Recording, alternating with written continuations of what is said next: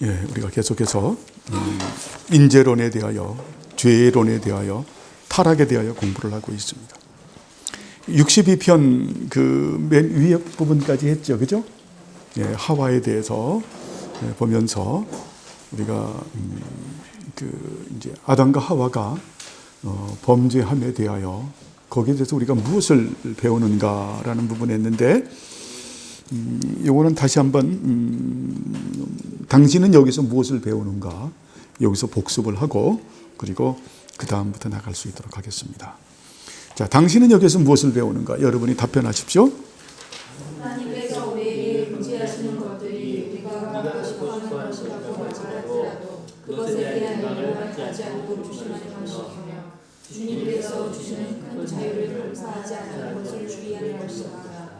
또한 우리가 누리도록 주시는 많은 은총들로 인해서 하나님을 사랑하고 그분께 향하기보다는 한 가지 부족으로 인해서 하나님을 싫어하지 않도록 조심하는 것이다.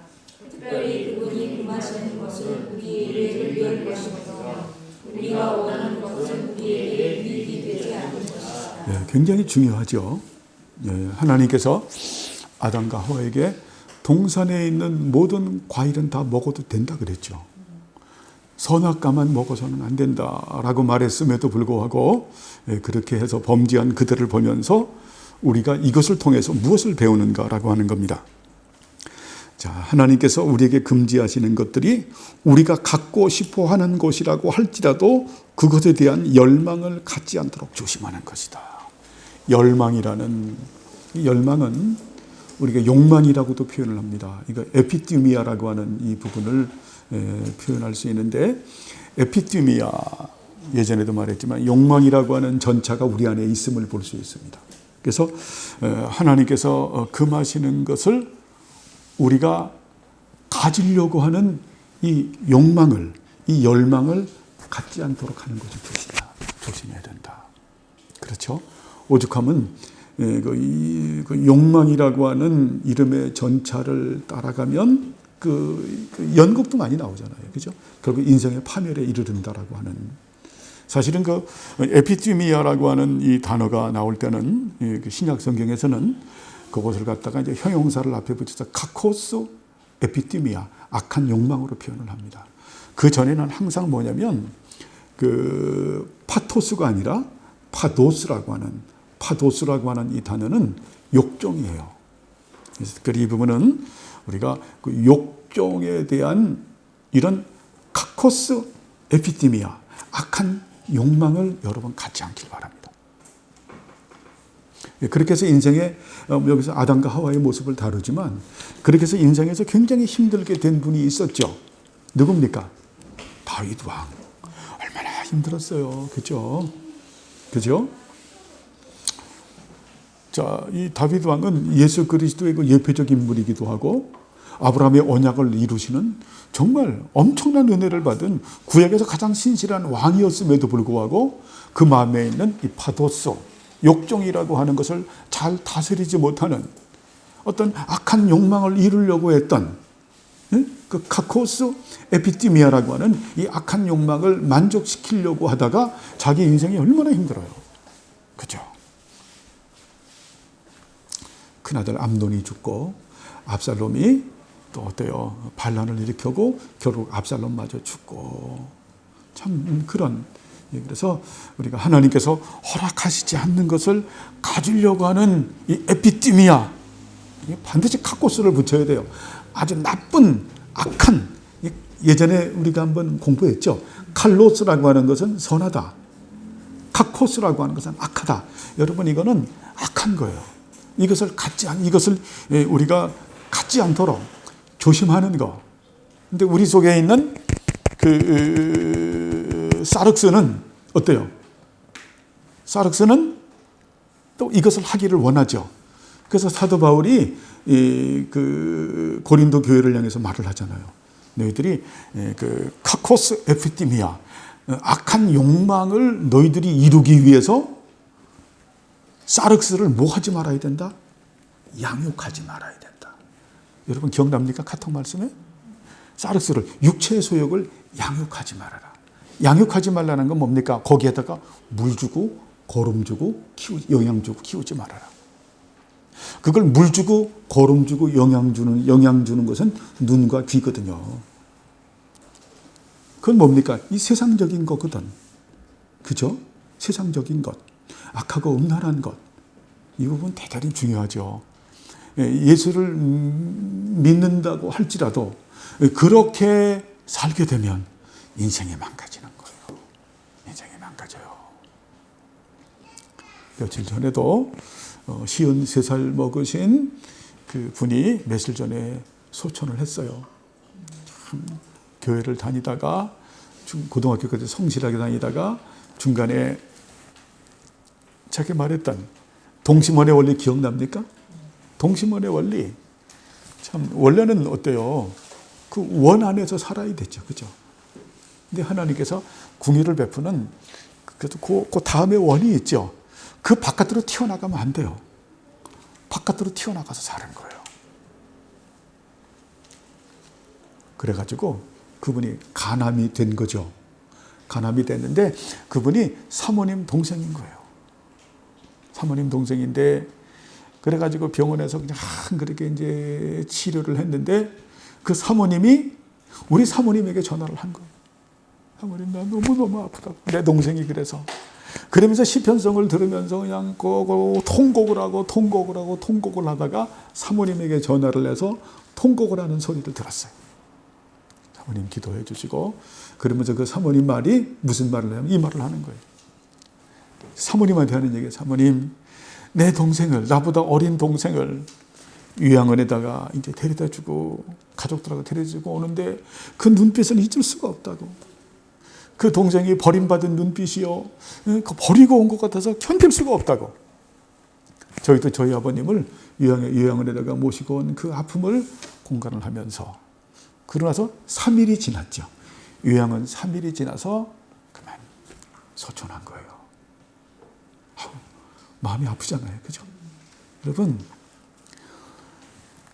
원 안에 사는 게 뭐죠? 다 잊어먹으셨나? 푸뉴마티코스. 성령님과 말씀을 따라서 사는. 원 안에서 벗어난 게 뭐예요? 사르키코스. 그죠? 사르키코스. 자, 예수님은 믿지만 어때요? 육체의 소욕을 따라서 사는 거야. 예? 근데 그것이 어때요? 나 이렇게 살면 안 되는데, 주님이면서 그래도 어때요? 죄책감을 느끼고 회개하고 하면서도 이 성령과 말씀을 따라서 신령한 삶은 못 살아. 그런데 어때요? 원 밖으로는 안 나가는 거예요. 그래도 어때요? 원 밖으로는 안 나가. 응? 자, 생각으로 범죄하고 이런다고 할지라도 원 밖에는 나가지 않는 거예요. 그래도 그것도 바람직하지 못하죠. 그죠? 근데 우리는 때에 따라서 사르키코스 위치에 빠질 수도 있고 또 어때요? 푸뉴마티코스라고 하는 이쪽에서 살기도 하고 왔다 갔다 하면서 우리가 만들어지죠. 왔다 갔다 하면서 결국은 어때요? 푸뉴마티코스로 딱 정착이 되는 거예요. 그죠? 그래서 절대로 어때요? 이 악한 욕망을 이루기 위해서 사르스럽게 양육시키지 마라. 그래서 예수님 말하는 거예요. 네 눈이 범죄하면 한쪽 눈 빼내. 팔이 범죄하면 찍어내. 그건 뭘 말하는 거예요? 영혼이 변화가 되어야 된다는 거죠. 그죠? 오늘 아침 설교했듯이 그것이 어때요? 정말 회개하고 성령님의 은혜로 잘라내는, 그리고 푸뉴마티코스 위에서 그 안에서 살아가는 성령님과 말씀을 따라 살아가면서 하나님의 나라와 몸된 교회를 받들어 섬기면서 그러면서 살아가는 거죠. 이게 대단히 중요하잖아요. 그게 여러분 복 받은 거예요. 네? 사실 그거면 다 된 거예요. 응? 그렇게 되면 어때요? 그 사람은 오전에 말씀했듯이 구속의 질서와 이런 걸 아는 거야. 임재의 질서와 섭리의 질서와 이런 부분들을 더욱더 성숙해지는, 점점 알아가는 거죠. 의의 질서와 거룩의 질서와 사랑의 질서로 살아가는, 성령님을 따라서 하나님을 영화롭게 하는 삶을 살아갈 수가 있는 거죠. 그리고 두 번째가 주님께서 주시는 큰 자유를 감사하지 않는 것을 주의하는 것이다. 이게 뭡니까? 하나님께서 주신 큰 자유를 어때요? 감사하지 않는 것을 주의하는 것이다라고 하는 것은 뭡니까? 감사를 강조한다라는 표현이 있죠. 그죠? 이게 이렇게 번역한 게 뭐 이렇게 말을 썼어. 이게 이제 영어 원문에서 예전에 그 영어의 고전어기 때문에 이걸 강조하는 표현이에요. 결국 이건 뭡니까? 해방론적 측면의 자유의 은총과 특권론적인 측면의 자유의 은총을 감사하면서 사는 거죠. 그 해방론적 측면의 자유의 은총과 특권론적 측면의 자유의 은총을 감사하면서 사는 것은 뭡니까? 정말 하나님 말씀에 감사하고 순종하고 헌신과 섬김의 삶을 사는 거죠. 그죠? 여러분 그 해방론적 측면의 자유의 은총과 특권론적 측면의 자유의 은총과 그 바라크의 은총 다음에 제가 번제, 소제, 화목제, 속제제, 속건제, 뭐 거제, 요제, 번제 쫙 나와서 나중에 뭐까지 갑니까? 예? 저 장마자까지 딱 가죠. 그걸 쫙 잡으면 뭐가 나오겠어요? 그걸 쫙 잡으면 헌신이죠. 그죠? 여러분 그런 삶을 살아야 된다. 그리고 또한 우리가 누리는 많은 은총들로 인해서 하나님을 사랑하고, 참 중요하죠. 하나님을 사랑하는, 하나님을 사랑한다. 우리가 그동안 공부했던 아하브라고 하는 단어, 어떻게 사랑하는지 우리가 알죠. 그죠? 예수님께서 가르쳐준 대로 마음을 다하고 뜻을 다하고 힘을 다하고 정성을 다해서 사랑하는 게 중요하고요. 그리고 그분께 향하기보다는 한 가지 부족으로 인해서 하나님을 싫어하지 않도록 조심하는 것이다. 자, 하나님을 사랑하지 않고 하나님이 은혜를 엄청 주셨는데 한 가지 부족 때문에 하나님을 싫어하는. 그래서 저번 주에 말씀했어요. 그 사도 바울이 하나님께서 주신 가시가 있죠. 가시를 3번이나 기도했는데 하나님께서 바울에게 뭐라 그래요? 내 은혜가 내게 족하도다. 내 약한 것이 거기서 어때요? 내 은혜를 또 풍성히 누리게 된다라고 말씀하죠. 여러분 안 들어주는 게 있다니까, 부족한 게 있다니까. 근데 사람들은 어때요? 좋은 거 99가지보다 자기에게 불리한 하나 때문에 불평하죠. 오늘도 고린도 전서 10장에 그 광야 백성들이 제가 썼죠. 그죠? 불평이라는 원문을 갖다가 한글 성경엔 원망이라고 썼는데 원망이 아니라 그게 직역하면 투덜이에요. 투덜거리는 거. 투덜거리는 거. 또 하면 궁시렁거리는 거. 여러분 그 궁시렁거리는 거 알죠? 그냥 혼자서 대놓고 말도 못하고 궁시렁궁시렁. 며느리가 시어머니한테 얘기하지 못하고 그냥 궁시렁궁시렁 거. 뭐 요새는 그런 것도 별로 없는데 이 궁시렁궁시렁 거리니까 투덜거리는 거. 투덜거리는 거. 딸내미가 엄마한테 그냥 궁시렁궁시렁 거리는 거. 입은 궁시렁 투덜거리는 거. 그죠? 그걸 말하는 거예요. 그래서 하나님께서는 우리가 한 가지 부족한 것으로 인해서 우리가 궁시렁궁시렁 하지 말자. 투덜거리지 말자. 불평하지 말고 어때요? 감사하자. 하나님 나 이것만 주면 내 인생이 꽃이 피겠는데, 이것만 주면 내가 행복하겠는데 하는데 그걸 안 줘요. 그것이 때에 따라서는 배우자 문제일 수도 있고, 때에 따라서는 게 돈일 수도 있고, 때에 따라서는 명예일 수도 있고, 권력일 수도 있고, 여러 가지 각종 다양한 거예요. 내가 제일 좋아하는 건데 그걸 하나님께서 너는 여기까지. 그것으로 인해서 하나님 물어보면 나 하나님 미워. 그렇죠? 그렇게 안 되길 바랍니다. 여러분, 그래서 거기 설명을 하는 거예요. 특별히 그분이 금하시는 것은 우리의 무엇을 위한 것이다? 유익을 위한 것이다. 우리가 원하는 것은 우리에게 유익이 되지 않는다. 보세요. 그럼 우리는 반문에 하나님 쟤는 유익이 되고 나는 유익이 안 되나요? 그죠? 응?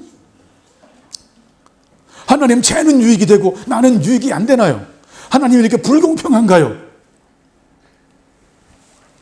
그래서 하나님의 속성 중에 하나가 불가해성인 거예요. 우리는 이해를 못해. 불가해성. 에? 예전에 그 타타타라고 하는 노래가 있었죠. 네가 나를 모르는데 난들 너를 알겠느냐? 나도 나를 모르는데 타타타. 그 은하철도 999 부른 사람이 부른 노래죠. 그죠? 이름이 뭔가요? 김국한? 좌지간 뭐 그런 가수가 있는. 그 참 보면 옛날에 그 연속곡 드라마로 그렇게 했는데, 사실 우리는요, 우리 자신도 우리가 제대로 몰라요. 여러분 자신을 안다고 생각합니까? 몰라요. 일평생 나를 몰라요. 내가 나를 몰라. 나도 나를 모르는데 내가 남들 거기 타타타가 알겠느냐? 몰라요. 그래서 함부로 비판하는 것도 아니고 함부로 평가하는 것도 아니죠. 그죠? 응? 그래서 하나님께서 우리에게 허락하지 않는 것은 우리의 유익 때문에 허락하시지 않는 거예요. 아마 지금 우리 정경미 집사님도 우리 주성이를 키우기 때문에 알죠. 그죠? 주성이는 워낙 착해서 요구 잘 안 하죠. 그죠? 요구 안 하죠? 근데 우리 이점순 어머님 그 딸내미 3명 키우고 아들내미 하나 키우면서 그러면서 어때요? 그 큰 딸, 작은 딸, 또 셋째 딸 아들이 요구하는 게 있었잖아요, 옛날에. 그죠? 요구하고 있는데 그것이 그 아이에게 합당하지 않으면 해주고 싶어도 안 해주잖아요. 그죠? 왜냐하면 사랑하기 때문에. 근데 그걸 자식이 몰라주잖아요. 그죠? 그래서 그러잖아요. 자식이 몰라주니까 뭐라고 얘기합니까? 너도 한번, 너 같은 딸을 낳아서 너도 한번 경험해봐. 그렇죠? 여러분, 하나님은요, 우리가 섭리교리를 배웠지만 그분의 선은 정말 사실은 성경에서 제일 큰 속성이 토부예요. 창세기 1장에서 제일 많이 나오는 게 뭡니까? 하나님 보시기에 좋았더라. 첫째 날 좋았더라. 둘째 날, 셋째 날, 넷째 날, 다섯째 날, 여섯째 날. 좋았더라. 그게 토부예요. 그게 하나님의 선이야. 그 토부는. 그건 완전한 토부죠. 완전하죠. 무한하시죠. 영원하시죠. 불변하시죠. 오류가 없는 그 선이에요. 그 선 가운데서 우리에게 그 부분을 허락하시지 않는 거예요. 그러니까 감사할 겁니까? 감사 안 할 겁니까? 감사해야죠. 그죠? 예? 우리가 유익되기 때문에. 근데 우리가 참 연약해서 그러는데 이제 그거는 하루아침에 깨달을 수는 없고 우리가 이제 살아가면서 깨닫게 되죠. 그래서 하나님의 선, 그 부분을 반드시 명심하시길 바랍니다. 자, 다음 문제 들어가겠습니다. 하와의 대답에서 당신이 배우는 것은 무엇인가?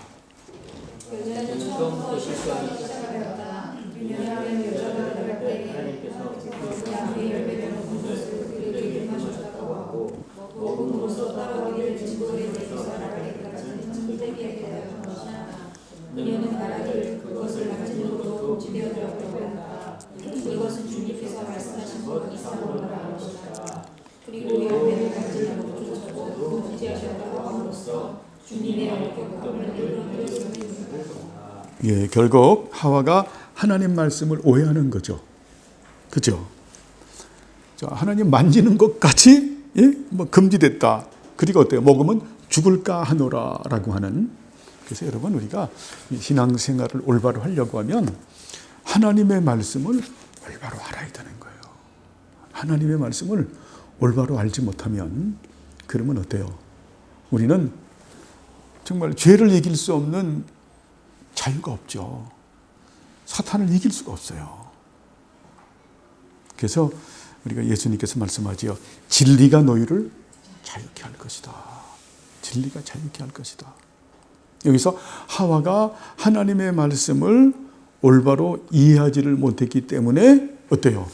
그 말씀을 넘어선 거죠. 그죠? 말씀을 넘어선 오해를 한 예? 먹으면 죽지 무슨 죽을까 하노라라고 했어요. 예? 그렇죠? 먹으면 죽는다. 자, 이러한 여러분 그러면 우리가 이 부분을 나중에 다룰 거지만 자, 선악과를 먹지 말라라고 하는 게 행위 언약이죠. 그죠? 행위 언약인데 행위 언약을 주신 이유는 뭡니까? 그 행위 언약을 잘 지키면 그들이 뭐 해요? 영생하죠. 그러니까 행위 언약이 이게 은혜의 교리입니까? 아니면은 율법입니까?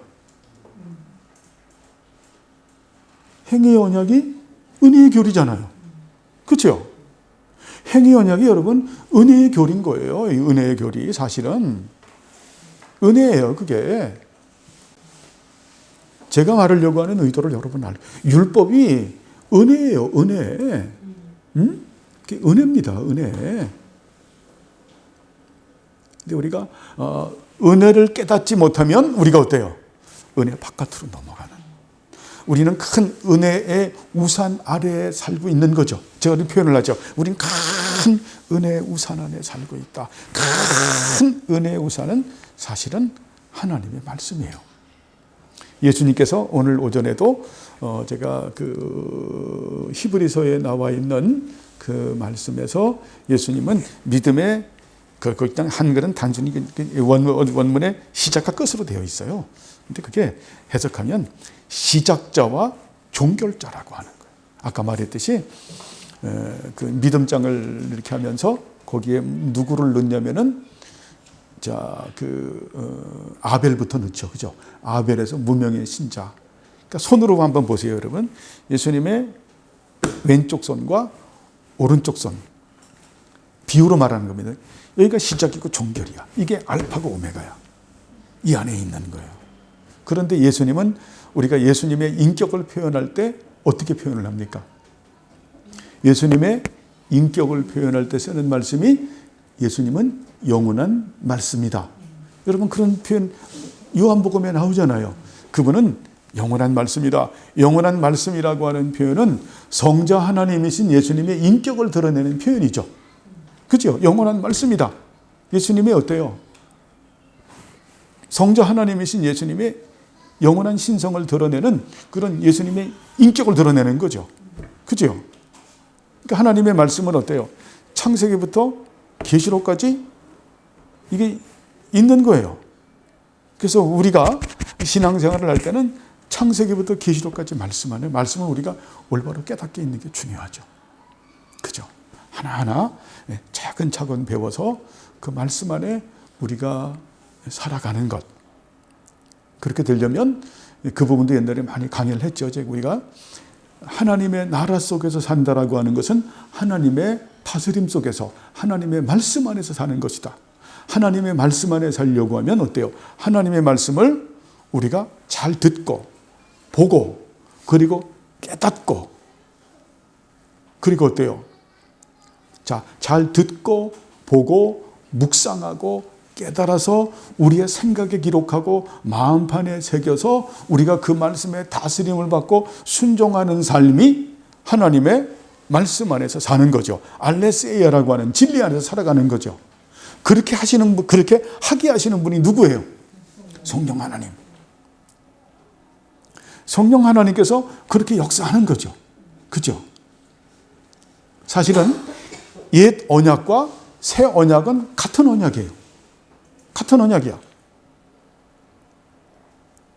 구약과 신약은 연속성을 갖고 있는 똑같은 하나님의 말씀이죠. 어느 분들이 참 이상해. 복음주의 진영에서 잘못 알아서 구약은 율법이고 신약은 복음이다. 굉장히 엉성한 맞지도 않는 소리를 하는 거죠. 구약도 언약의 말씀이고 신약도 언약의 말씀인데 그러면 왜 옛 언약으로 구약은 옛 언약으로 말하고 신약은 새 언약으로 말하는가? 그러면 옛 언약은 율법이고 새 언약은 복음이기 때문에 옛 언약과 새 언약은 이렇게 차이가 있다라고 복음주의자들이 간혹 엉성하게 그런 말을 하는데 그게 아닌 거예요. 옛 언약과 새 언약은 같은 언약의 말씀이에요. 왜? 하나님의 말씀은 하나님의 속성의 발현이기 때문에 영원성과 불변성과 무엇성을 가지고 있어요. 그죠? 같은 말씀이에요. 그런데 옛 언약과 새 언약이라고 하는 이 표현을 쓰는 이유는, 옛 언약이라고 하는 것은 뭐냐면 이스라엘 백성들의 그 광야 생활을 보고 많이 말씀을 해요. 10번 이상 대적을 하죠. 그리고 가나안 땅에 들어가서도 또 그랬죠. 그렇죠. 그리고 기회를 줬음에도 불구하고 왕정 정치 시대를 지났음에도 불구하고 언약의 말씀을 계속 부시고 그렇게 함으로 인해서 나중에 어때요? 북이스라엘이 BC 721년에 누구에게 망해요? 아수르에게 멸망당하고, 남유다가 BC 586년에 바벨론에게 멸망당하죠. 그리고 난 이후에 어때요? BC 538년에 이제 다시 그 페르시아의 고레스 왕으로 인해서 고레스의 칙령으로 돌아와서 또 어때요? 그렇게 스룹바벨 성전을 건축했음에도 불구하고 또 우리가 말라기까지도 봤지만 그 모양 그 꼴로 살았죠. 그죠? 누구 오실 때까지? 예수님 오실 때까지. 결국 옛 언약이라고 하는 것은 무엇을 말하냐면 이걸 말하는 거예요. 이스라엘 백성들이 정말 그 말씀을 지키려고 혈과 육을 가지고 애썼지만은 되지 않았다라는 거예요. 같은 언약인데. 그러면 새 언약이라고 하는 것은 무엇인가? 예레미야를 가지고 말씀하는, 에스겔을 가지고 말씀하는, 이미 구약에서 말씀했죠. 성령께서 이제 성경을 가지시고 너희들의 생각과 마음판에 기록할 것이다. 그렇게 해서 너희들의 마음을 변화시켜서 하나님의 말씀에 순종하게 할 것이다라는 거예요. 이게 새 언약이에요. 이해하시겠어요? 언약은 똑같은 언약이에요. 그런데 어때요? 방식을 달리하겠다, 하나님께서. 그건 하나님의 거룩한 경륜 가운데서 나타나는 하나님의 지혜인 거예요. 이제 방식을 다르게 한다. 성령께서 너희들의 마음을 변화시켜서, 그래서 신약시대가 되면 그 역사가 어때요? 마가 오순절 다락방 역사죠. 새로운 경륜이 시작이 됐다. 그래서 어때요? 아모스를 가지고, 요엘을 가지고 구약식으로 표현을 하는 거죠. 그죠? 계시의 방편으로 성령께서 이제 너희들의 생각과 마음판에 말씀을 새겨서 너희들이 하나님 말씀에 순종하게 하겠다. 지금 우리 다 그렇잖아요. 우리 힘으로, 우리의 능력으로 하나님 말씀 순종하는 거 아니잖아요. 성령님께서 우리에게 내적 변화를 주셔서 나중에 이제 이제 성령의 질서할 때 할 거예요. 성령 세례를 받게 하시고, 그리고 어때요? 정말 성령 세례를 받게 하셔서 우리가 내적 변화를 받아서 이제는 어때요? 자원하는 마음으로 순종하고 자원하는 마음으로 헌신하게 된 거죠. 이게 새 언약인 거예요. 방식이 달라졌다라는 거예요. 하나님 말씀이 달라진 것이 아니라, 그죠? 이걸 잘 이해를 해야 돼요. 이해가 됩니까?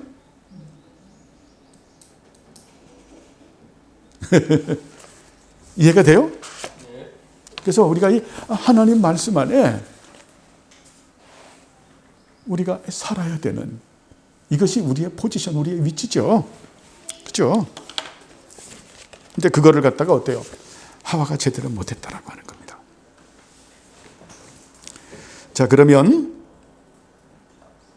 그 밖에 어떤 점에서 여자에게 책임이 있는가?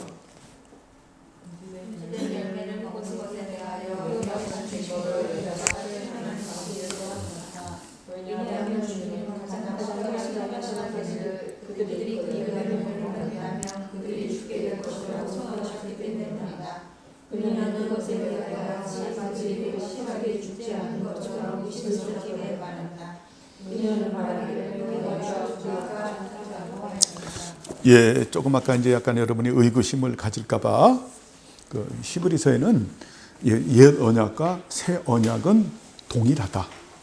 즉 창세기부터 계시록까지 말씀은 어때요? 동일하신 하나님의 말씀이다. 그런데 이 구약 시대 때에 하나님의 말씀을 지키는 방법과 신약 시대에 하나님의 말씀을 지키는 방법을 하나님께서 달리하셨다. 참 이게 신비해요. 자, 그런데 그러면서 뭐라고 또 거기서 세 가지를 말하냐면 이렇게 말을 하죠. 뭘 말하냐면 제사장 제도가 세 가지를 얘기를 해요. 제사장 제도, 이것도 이제 여기하고 관계를 여러분이 오해하실까 봐 하는 얘기인데, 제사장 제도에도 변함이 없다. 구약의 제사장 제도는 누구로부터 출발합니까? 아론이서부터 하죠. 그죠? 아론이 모세와 아론에서 아론이 제사장이잖아요. 영원한 대제사장. 그래서 아론의 레위 지파 중에서 아론의 가게에서만 나는 사람들이 레위 지파 중에서도 아론의 후손들만 어때요? 제사장이 될 수가 있죠. 대제사장. 신약 시대의 대제사장은 누굽니까? 자, 구약은 아론 제사장, 신약에는 예수 제사장. 그죠? 그런데 구약의 아론과 예수님의 그 제사장의 공통점은 뭐냐면 신실함이에요. 신실함. 하나님 앞에 그 제사장들이 항상 신실했죠. 그런데 차이는 있죠. 어떤 차이입니까? 구약에는 사람 중에서 사람이 제사장 노릇을 했고, 신약에는 어때요? 하나님의 아들이 제사장을 한 거예요. 그 차이만 있을 뿐이지 그 제사장은 어때요? 똑같은 공통점은 하나님 앞에 신실한 거죠. 그 신실하다라고 하는 것은 뭘 얘기하는 겁니까? 하나님과 사람 사이에 중보자의 사명을 담당했다라는 거예요. 그러니까 여러분 뭐예요? 구약의 제사장 제도나 신약의 제사장 제도는 사실은 동일한 거예요. 신실하신 거예요. 차이라고 하는 것은 인간 중에 하나가 됐고 하나님 아들이 된 거예요. 그죠? 그런 월등함을 가지고 있지만 근본적으로는 어때요? 중보자의 사명을 담당한 거죠. 그죠? 그러니까 구약이나 신약이나 달라진 게 없다라는 거예요. 그죠? 그 다음에 성소가 나오죠. 구약에는 무슨 성소입니까? 땅의 성소고 신약에는 하늘의 성소예요. 그죠? 땅의 성소는 어떤 성소예요? 광야 시대 때는 회막이고, 자, 가나안 땅에 들어가서 솔로몬 시대 때 성전이죠. 그죠? 예루살렘 성전이에요. 땅의 성소는. 하늘 성소는 뭡니까? 하늘 성전이죠. 하늘 성전. 우리가 시편 문드라 뇌물 16편인가요, 사모님? 24편. 예? 그게 24편인가요? 주께서 들어가지는 문드라 문드라 문을 열어라. 땅과 하늘, 예, 하늘에 문드라, 그게 하늘 성전이에요. 자, 그분께서 어때요? 이 성전의 주인이신 예수님께서 어때요? 하늘 성전으로 들어가니까 하늘 성전의 문들을 열어라. 그것이 구약에는 문들이 이렇게 여는 게 아니잖아요. 여러분 구약시대가 아니라 옛날 고대시대 때 전쟁 보면은 문을 이렇게 하는 게 아니라 이렇게 열잖아요. 그죠? 그걸 말하는 거예요. 하늘 성소의 주인이신 예수님께서 사명을 담당하시고 이제 하늘 성소로 들어가니까 문드라 열라는 거예요. 두 번째는 또 문드라 열라라고 하는 것은 뭡니까? 하늘 성소에 계신 예수님은 어때요? 신성의 편재성을 가지고 있는 분이기 때문에 그분이 신성의 편재성으로 성령님을 통해서 당신께서 우리들의 마음의 문을 딱 두들길 때 그때 네 마음의 문을 열어라. 그러면 그분이 너와 연합된다라는 그런 의미죠. 그분은 어때요? 하늘 성소가, 땅의 성소가 있고 하늘 성소가 있는데 이것이 어때요? 히브리서 기자가 말하는 것은 차이점이 없다라는 거예요. 땅의 성소는 모형이죠. 그죠? 하늘의 식양을 보고 만든 거죠. 그걸 우리가 어디서 봅니까? 출애굽에서 보면 하늘의 식양을 보고 만든 거죠. 그러니까 어때요? 하늘 성소가 원형이죠. 땅의 성소는 모형이죠. 그래서 여기서 예표론이 나오는 거예요. 모형과 예표와 그림자라고 하는. 자, 그래서 이렇게 적용하면 아까도 어때요? 아론은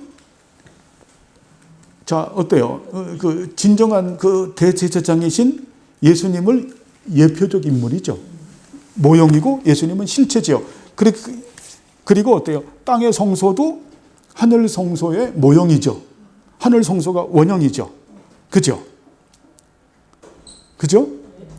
그러면 여기서 우리가 중요한 거는 제가 말하는 것은 지금 말하려고 하는 것은 신약과 구약은 같다라는 걸 얘기하기 위해서 말하는 거예요. 절대 발전하지 않는다. 계시발전주의를 말하는 계시발전주의가 잘못했다라는 거예요. 예? 구약 계시가 결여됐기 때문에 뭐 신약 계시가 이런 쓸데없는 코끼우스주의 성경신학의 잘못됨을 얘기하는 거예요. 여러분 여기 보면 그래도 그림자가 보이네. 여기가 그림자예요. 이 그림자가. 그러면 이 손을 제가 이렇게 했어요. 여러분도 하면 그림자가 생길 거예요. 이 그림자가 누구 손의 그림자입니까? 제 손의 그림자죠. 이 손 그림자가 장로님 손 그림자입니까? 아니면 우리 이점순 성도님 그림자입니까? 제 손 그림자죠. 그죠? 이게 그림자고 모형은 하나인 거예요. 하나. 그러니까 구약과 신약은 하나다. 그러니까 우리들은 어때요? 구약과 신약 말씀이 하나인 말씀을 성실하게 공부해야 된다. 이거를 말하기 위해서 히브리서 기자가 그래서 구약 제사장, 신약 제사장, 예? 그리고 그 구약의 땅의 성소, 하늘의 성소, 옛 언약, 새 언약 그렇게 말하는 거예요. 이해하시겠어요? 예. 자, 그렇게 해서 너희들이 이 죽을까 하노라 이 의심과 불신을 한 여러분 의심과 불신을 하는 이유는 뭘까요? 여기서 하와가 의심을 하고 불신하는 이유는 우리가 조금 아까 말했던 창세기 하나님의 말씀을 올바로 알지 못하기 때문에. 그래서 예전부터 여러분에게 이해하라고 레티노로 말해서 노티티아 데이라고 하는 하나님을 아는 지식으로 가득 차야 된다. 사실은 우리가 뭐 이미 옛날에도 많이 사실 열매는 하나님 말씀이에요. 하나님 말씀이 없으면 우리는 어때요? 성령님이 하시는 일이 그렇기 때문에 그래요. 성령님이 성경을 가지시고 우리의 생각과 기력, 마음판에 새기시죠. 그걸로 끝납니까? 아니시죠. 성령님이 우리 생각에 그 새 언약이 그거죠. 방식이 달라진 거잖아요. 그죠? 예레미야 31장 한번 찾아봅시다. 33절과 34절인가? 한번 찾아보죠.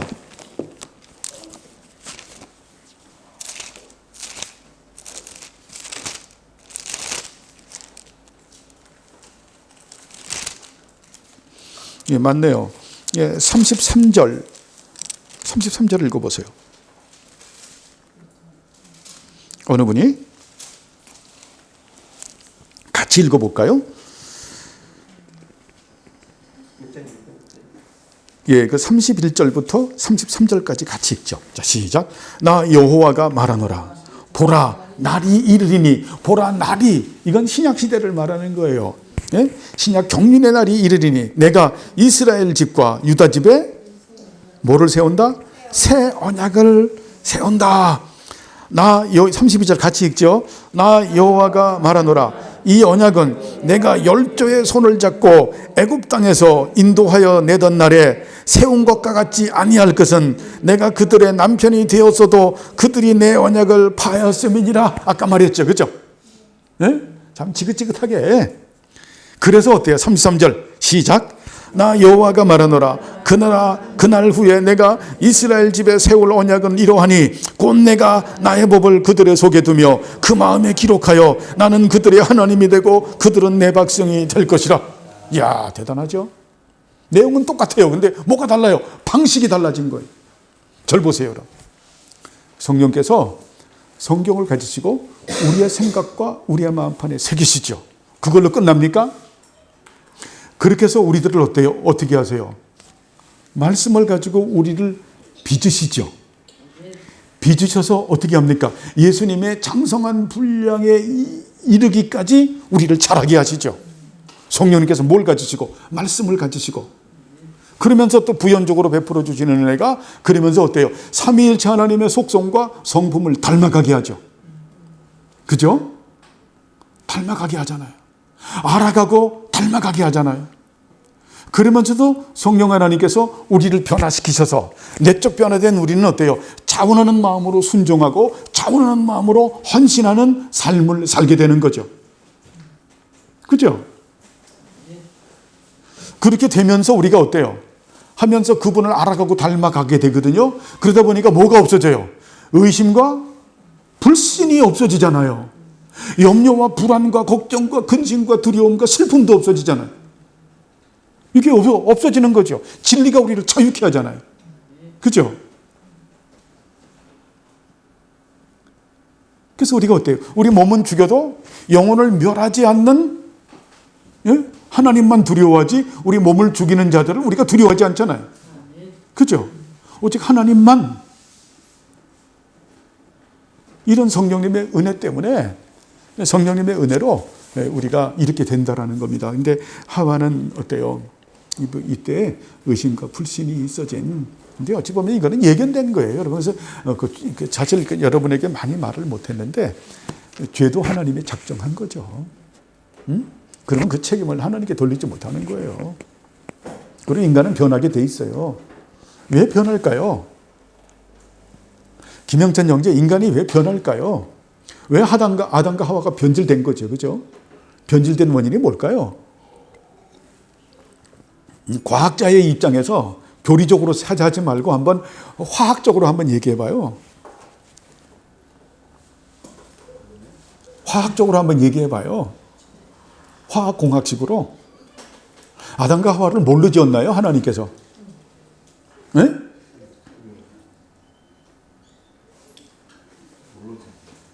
아담과 하와를 뭘로 지었어요? 흙으로 지었잖아요. 아파르라고 하는 흙 먼지로. 그렇죠?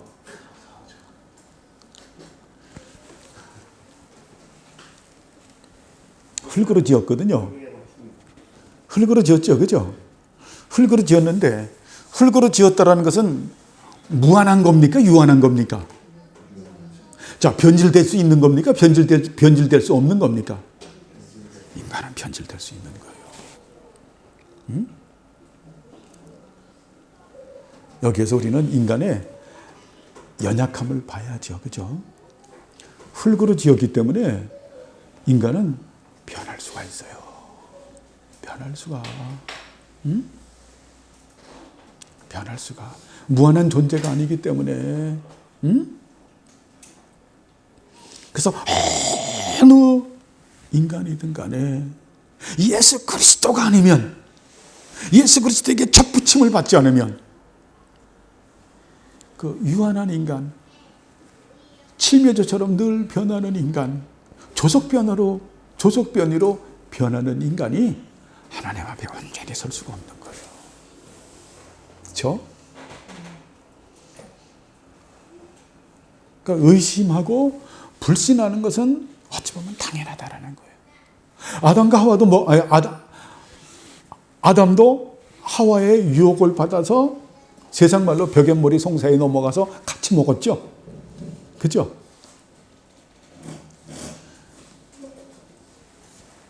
그 많은 사람들이 보면 선악과를 꼭 사과로 말하더라고.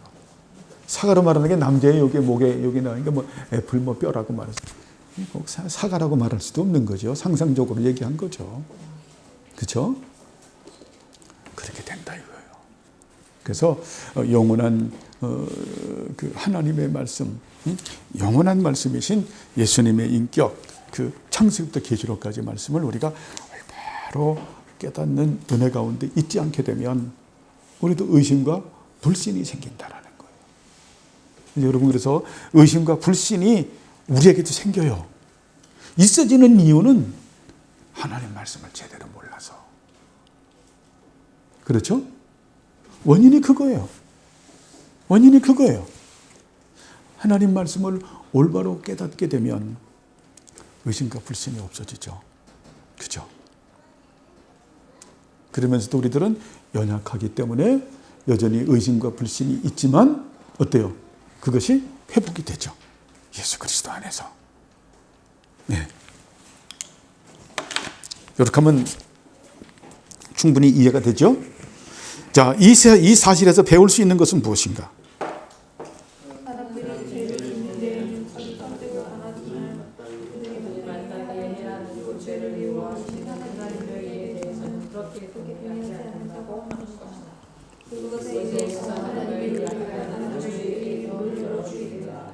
하나님의 인류를 주신 것과 마찬가지로 이루시며 마치 그분이 전적으로 우리를 이루시고 이루어지기를 잊어버리신 것처럼 생각한다.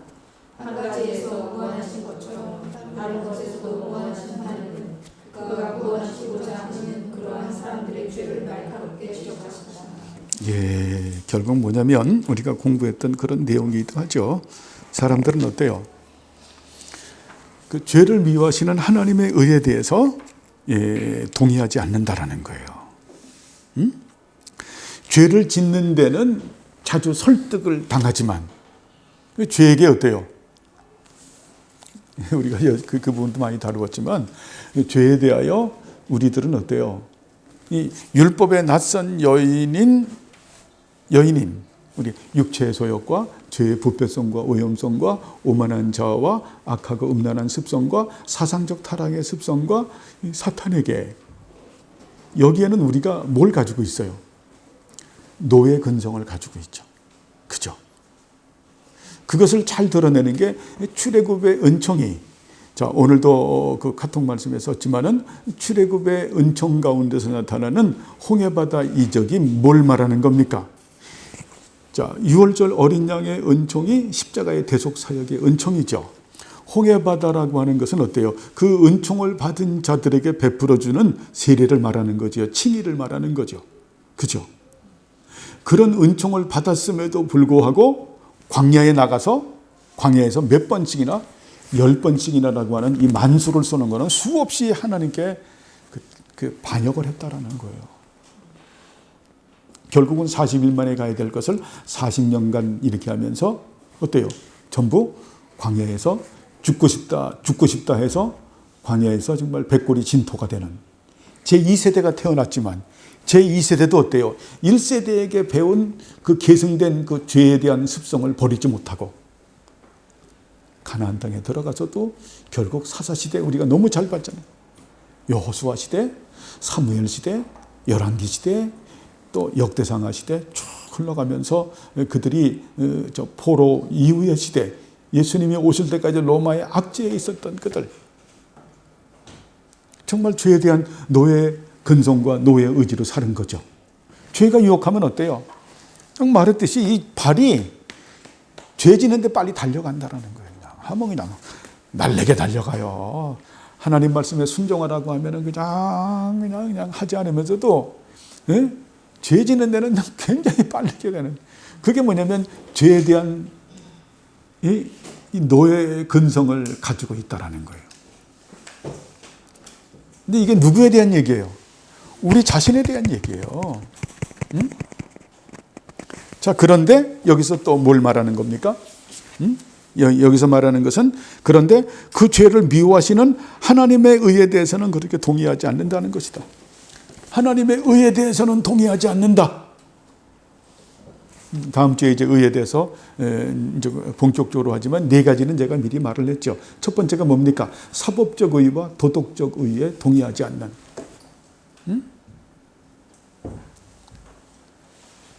동의하지 않는. 자, 어느 목사님이 이번에 노예를 갔는데 그런 말씀을 하세요. 이렇게 해서 교회가 어려운데 그분이 어쨌든 뭐 이렇게 했는데 부모님에게 물려주신 땅이 있어서 땅을 매매가 된 거예요. 근데 그냥 교회가 빚이 너무 많은 거야. 그래가지고 그 여러 가지로 또 뭐 개인 부채도 있고 그 문제를 해결을 하기 위해서 하는데 양도소득세가 엄청 많이 나왔다라는 거예요. 상상외로. 그렇게 해서 그 양도소득세를 깎기 위해서 그냥 부진장 노력을 해서 한 8천만 원을 깎았더라고요. 그래서 그걸 자랑하시더라고. 근데 저는 그거를 비판하고자 하는 얘기가 아니에요. 우리의 습성을 말하는 거예요. 크리스찬은 우리는 착한 하나님 나라 백성이면서도 착한 시민이죠. 그죠? 로마서 13장에 나오는 그 사도 바울의 그 국가관이 바로 그걸 말하는 거거든요. 여러분 명심하시길 바랍니다. 우리가 어떤 경제적 이득을 얻게 되면 뭐 갖고 있는 땅을 판다거나 이런 일이 있게 되면 양도소득세가 나와요. 그죠? 그러면 그거를 기쁜 마음으로 내시길 바랍니다. 변호사를 쓰고 회계사를 쓰고 여리저리 세상 말로 잔머리 굴려가지고 그래가지고 세금 그 양도소득세 깎으려고 하지 마시라는 거예요. 그것은 하나님 앞에 부끄러운 짓이에요. 내가 거룩한 일을 쓰기 위해서 나는 이걸 깎는다. 그것도 어때요? 나의 거짓말로 나의 관계로 하나님을 영화롭게 할 수가 있나요? 네? 하나님이 뭐 거진가요? 하나님이 앵벌이 시키나요? 그렇지 않죠. 그죠? 사법적 의와 도덕적 의라는 것은 바로 그거예요. 저는 예전에 이런 말을 들은 적이 있어요. 손기정 씨 알죠? 90몇 살까지 사셨죠. 그죠? 그 어른께서 어느 날 어떻게 하다 보니까 무슨 굉장히 큰 이득을 뭐 그렇게 해서 세금이 나온 거예요. 근데 세금을 처리하면서 그 세금을 내려가면서 그 사람에게 얘기하는 거예요. 세금 받는 그 당시 사람에게. 여보, 내가 국가에서 혜택 받은 게 내가 너무 많거든. 내가 금메달 따고 내가 얼마나 국가에서 나에게 해례를 많이 해줬는데 내가 이번에 이런 불로소득이 생겼는데 세금이 어떻게 이것밖에 안 나왔어? 좀 더 낼 수 있는 방법은 없는가? 전 우리 주민교회 성도님들이 이렇게 성숙해지길 바랍니다. 좀 사랑은 길고 크고 넓은 거예요. 그런 생각을 하는 사법적 의와 도덕적 의를 지킨다는 것은 바로 이런 걸 말하는 거예요. 여러분, 그렇죠? 예? 우리가 교회 안에서만 착한 사람 아니에요. 바깥에 나가서 착한 사람이에요. 아주 존경받는 사람이에요. 응? 예를 들어서 이민정 집사님 사업하는데 하면 그 관할구청에서 우리 관할구청에서 세금 제일 모범적으로 잘 내는 분. 세금 얼마 나왔냐면 이민정 집사님 가서 어떻게 세금이 이것밖에 안 나왔어? 내가 좀 더 낼 수 있는 방법은 없나? 이렇게 국가가 나한테 혜택을 줬는데 기절할 만한 일이죠. 그게 사법적 의와 도덕적 의를 지키는 사람이에요. 믿습니까? 아, 이렇게 말하니까 너무 수준 올려놨나? 나도 못하는 걸. 그래야 돼요. 근데 이거를 우리는 어때요? 죄 지는 데는 그냥 가서 어떻게 하든지 그냥 변호사하고 회계사 해가지고 돈 좀 넣어가지고 해서 그런 거 깎는 거는 그냥 요리발이 달다니면서도 어때요? 내가 좀 더 낼 수 있는 이런 거는 우리가 거부한다라는 거예요. 인간이 여기서 동의하지 않는다라는 거예요. 두 번째는 뭡니까? 하나님 사랑하고 영혼 사랑하는 너희는 동의하지 않는다라는 거예요. 세 번째는 뭡니까? 그분의 속성과 성품으로 사는 것은 동의하지 않는다라는 거예요. 네 번째는 뭡니까? 사역적의 하나님의 나라와 몸된 교회를 세우고 우리에게 주시는 공동체를 이 세상 사회를 세우는 일들은 우리가 나 몰라라 하고 산다라는 거예요. 동의하지 않는다. 나만 먹고 잘 산다라고 생각하는 거예요. 그 바라크가 그런 게 아니죠.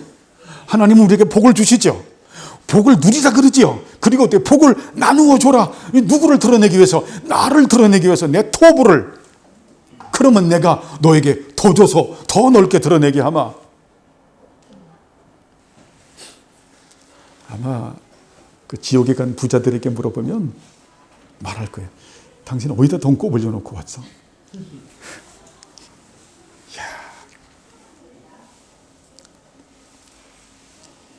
저희 그 어머니가 그렇게 말씀하시더라고요. 저희 아버님의 자기간 뭐 우리 할아버님은 아니고 자기간 우리 그 증조 할머니였는지 그 할아버지가 돌아가셨는데, 야, 저고리를 보니까요. 여기도 돈이 있고 여기도 돈이 가져가지도 못할 거. 응? 그렇죠. 그래서 제가 늘 기도하면서도 우리 자신을 드리고 소유권과 경제권을 다 드리는 게 복 있는 거예요. 하나도 거기서 제대로 쓰지도 못해요. 저는 우리 집에서 제일 한심스러운 게 옛날에 우리 집에 손님들이 많이 왔거든요. 참 손님들이 많이 왔어요. 목회자들도 많이 오고 참 많이 왔어요. 예? 이상 왜 그렇게 전도사 때부터도 그렇게 선교사님들이 만 열 몇 명이 와도 전세방을 살아도 저희 집에 다 와요. 그렇게 손님들이 많이 오다 보니까 그러니까 손님들이 많이 오는데 제일 아쉬운 게 그릇인 거예요. 그릇을 빌리러 어떻게 가요? 그래가지고 사모님하고 늘 하면서 그릇을 하면은 야, 이것은 한 세트로 사야 된다. 한 세트로 냉면 그릇을 사도 한 세트로 습관이 한 세트가 된 거예요. 세일할 때만. 지금 저희들이 고민되는 거는 이 많은 그릇을 어떻게 할 거야? 그릇 없는 분들 우리 집에 오세요. 그럼 저희 드릴 테니까. 참 그거 못 가져갈 거거든요. 에? 저 옷이요. 제 옷 입는 거 많아거든요. 에? 제가 한겨울에 제일 잘 입는 거는 우리 주성이가 그 사준 그 땡땡이 그 뭐죠? 그 수면 바지. 그게 하나가 부족해서 하나 더 샀거든요. 예? 그게 집에서 제일 많이 입어요. 그게 제일 많이 그거. 예? 그 좋은 것들 뭐 나이키를 비롯해서 뭐 그런 거 처박아두고 아까워서 입지도 않아요. 필요한 분 오세요. 드릴 테니까. 예? 참 그런 데니까요. 응? 복을 받고 누리고 나누어 주세요. 나누어 주세요. 사역적 의의를 위해서 세우는데 그렇게 하세요. 근데 이것은 사람들이 뭐 하지 않는다? 동의하지 않는다. 이야. 그래서 그것에 의해서 하나님의 의의를 약탈하는 무엇에게 문을 열어준다? 죄에게 문을 열어준다. 그래서 우리가 죄 짓는다라는 거예요. 그래서 의의 질서를 따라 살아야 된다라는 거예요. 이해하시겠죠? 이 토마스 카트라이트 선생님의 이런 부분들의 내용의 말씀을 오늘은 또 여기까지 하죠. 여기까지 하는데 어쨌든 여러분 오늘의 결론 말씀은 어때요? 예수님은 믿음의 시작자와 종결자다. 마치 왼손과 오른손 이 품 안에 우리가 다 있다. 이 품 안에 있다라는 것은 인격적으로 표현하는 것은 영원한 말씀이다. 그래서 우리가 말씀 안에 거하는. 그래서 말씀 안에 거하기 위해서 역사하시는 분이 누구시다? 보혜사 성령님이시다. 성령님은 말씀을 가지시고 우리의 생각과 마음판에 새기시고 예수 그리스도의 장성한 분량까지 자라게 하시고 삼위일체 하나님과 예수 그리스도의 속성과 성품을 닮아가게 하시고 그리고 어때요? 우리가 그렇게 변화를 받아서 자원하는 마음으로 순종하고 자원하는 마음으로 헌신하는 삶을 사는 그러한 삶을 사는 우리들은 어때요? 하나님께서 세우신 의의를 우리가 소중하게 여기고 의인, 의의 질서, 사법적 의의와 도덕적 의의와 그렇죠? 이런 의의, 저스티스라고 하는 두 번째는 하나님 사랑하고 영혼 사랑하는 관계적 의의, 세 번째는 그분을 닮은 속성과 성품으로 살아가는 성화적 의의, 네 번째는 그 사역적 의의를, 의의 질서를 우리가 지키면서 살아간다. 그러므로 인해서 어떻게 죄에게 우리의 마음의 문을 안 여는 거죠. 누구에게 우리 몸은 항상 마음의 문을 여는 겁니까? 예수 그리스도에게 문들아 열어라. 그죠? 하늘 성소로 들어간 예수님께서 그 문을 하늘 성소에서 성소의 주인이니까 그분이 어때요? 다시 돌아와서 좌정하시니까 그 문을 열고 열어서 거기서 다스리는 그분께서 이제 우리 각자 개인에게 찾아오시죠. 이야, 이게 대단한 겁니다. 왜 찾아오실까요? 예수 그리스도 안에서 우리가 작정되고 예정되고 하나님의 기업이 됐으니까. 기업이라고 하는 것은 하나님의 소유라고 하는 거죠. 하나님의 거가 됐으니까. 예수님 안에서 작정하고 예정하고 하나님의 것만이 아니라 예수님의 것이기 때문에 예수님은 자기 거지요. 자기 거를 찾기 위해서 자기 거와 연합되기 위해서 예수님이 오시는 거죠. 그래서 마음의 문을 두드려서 그분이 어때요? 우리의 주인 되시고 그죠? 그분을 닮아가게 하시고 그렇게 해서 의로운 삶을 살게 함으로 인해서 우리가 죄를 어떻게 하신다? 이기게 하신다. 그죠? 여러분, 죄 안 짓겠다 이거보다도 그것도 필요하지만 성령님을 따라서, 그래서 하와처럼 그런 의심과 불신으로 살아가는 것이 아니라 진리 안에서 자유하면서 정말 기쁨과 즐거움으로 감사함으로 살아가는 우리 모두가 되길 바랍니다. 네, 기도하시죠. 하나님 아버지여, 감사를 드립니다. 우리에게 은혜를 베풀어 주셔서 이제 하와의 실수를 보면서 우리가 은혜를 나누었습니다. 주님, 정말 주님을 마음에 모시고 주께서 세우신 그런 바른 의의 삶으로 인해서 죄를 극복하며 하나님께서 우리에게 주시는 은혜 가운데 살아가는 우리 모두들이 될 수 있도록 은혜 내려 주옵소서. 감사드리오며 예수님의 이름으로 기도드리옵나이다. 아멘.